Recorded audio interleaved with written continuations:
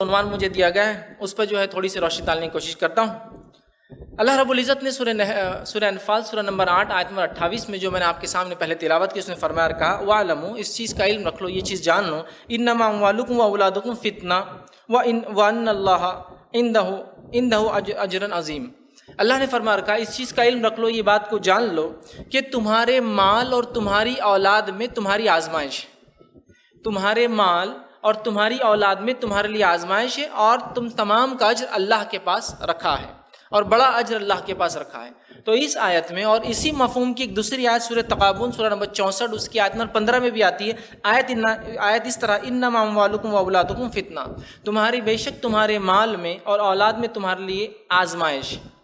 فتنے سے یہاں مراد یاد رکھیے آزمائش ہے، ٹیسٹ ہے۔ تو گویا ہماری اولاد اور ہمارا مال ہمارے لیے ایک ٹیسٹ ہے۔ اللہ رب العزت ان دو چیزوں کے ذریعے مجھے اور آپ کو آزماتا ہے اس دنیا کے اندر، اور اگر جو اس آزمائش میں کامیاب ہو گیا تو اللہ دونوں ہی آیت میں اللہ نے فرمایا اِنَّهُ أَجْرٌ عَظِيمٌ، تو ان دونوں میں جو کامیاب ہو گیا ان کا اللہ کے پاس بہت عظیم، بہت بڑا اللہ نے اجر اٹھا کر رکھا ہے۔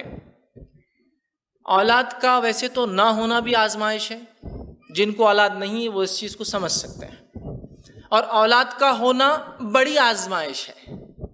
جس طرح سے اولاد کا نہ ہونا آزمائش ہے، اولاد کا ہونا اس سے بھی بڑی آزمائش ہے۔ ایک ٹیسٹ شروع ہو جاتا ہے جب اللہ اولاد دے دیتا ہے، چونکہ اولاد ایک عظیم نعمت ہے، اور اولاد اتنی عظیم، بچے اتنی عظیم نعمت ہے کہ اس نعمت کو جن انبیاؤں کو نہیں ملی تھی مانگ کر اللہ سے لی، دعاؤں کے ذریعے اللہ سے لی، گڑ گڑا کے اللہ سے لی۔ اور ہم جانتے دو مشہور معروف واقعات جو قرآن سے ہیں، ایک ابراہیم علیہ السلام جن کے تعلق سے مفسرین لکھتے 80 سے تجاوز، 80 سے زیادہ عمر تھی، 80 سے ابو، 85 86 87 88 سم تھنگ، 85 سے ابو 90 کی ایج میں ان کو جو پہلی اولاد ہوتی ہے دعا کرتے ہیں۔ اور زکریا علیہ السلام جن کے تعلق سے جب اولاد کی بشارت دی گئی تو کہا مجھے اولاد کیسے ہو سکتی، میرے بال تو پورے سفید ہو چکے، گویا بہت ایج ہو چکی تھی، کافی عمر گزار چکے تھے، لیکن اس عمر میں پہنچنے کے بعد بھی اس نعمت کو حاصل کرنے کی تڑپ ان میں باقی تھی۔ اور دونوں انبیاء علیہ السلام نے دعا کی، دونوں کی دعا کو اللہ رب العزت نے قرآن میں فرمایا۔ ایک کی دعا اللہ رب العزت نے ابراہیم علیہ السلام کی سورہ صافات سورہ نمبر 37 آیت نمبر 100 میں فرمایا اور کہا ربی حب لی من الصالحین، اے اللہ مجھے نیک اولاد عطا فرما۔ ابراہیم علیہ السلام نے دعا کی ربی حب لی من الصالحین، اے اللہ نیک اولاد عطا فرما، اس لیے کہ اولاد میں نے کہا نا عظیم نعمت ہے۔ انبیاء علیہ السلام نے مانگا، اللہ رب العزت نے گڑ گڑایا۔ دوسری جگہ اللہ رب العزت فرماتا ہے سورہ آل عمران سورہ نمبر 3 اس کی آیت نمبر 38 میں زکریا علیہ السلام کا واقعہ فرمایا اور کہا ربی حب لی من لدنک ذریۃ طیبہ، اے اللہ مجھے اولاد عطا فرما اور ایسی اولاد جو اچھی ہو،